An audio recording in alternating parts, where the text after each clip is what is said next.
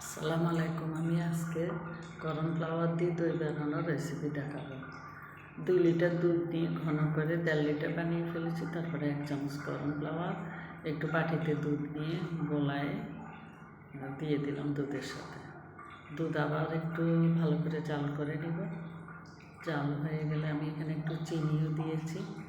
এই যে সামান্য 1 টেবিল চামচ, আমি মিষ্টি করবো না, হালকা মিষ্টি দিয়ে এই দইটা বানাবো। তবে চিনি দিলে একটু পানি ছাড়ে, তো তাই আর একটু ভালো করে জাল দেব। জাল দেওয়ার পরে যে দেখুন এই ঘনটা হয়ে গেছে দুধ। তারপরে আমি টক দই পানি ঝরিয়ে নিয়েছি, ওখান থেকে 1 চামচ নিয়ে যেই বাটিতে দিব ওই বাটিতে মাখাই নেব, লাগিয়ে নেব। আর বাকিগুলো আবার দুধ একটু হালকা গরম থাকলে, একটু ঠান্ডা করে একটু হালকা গরম থাকতে দুধের মধ্যে দিয়ে দিব। ভালো করে ফাটিয়ে নিব, দইটা ফাটিয়ে নিয়ে দুধের মধ্যে ঢেলে দিব।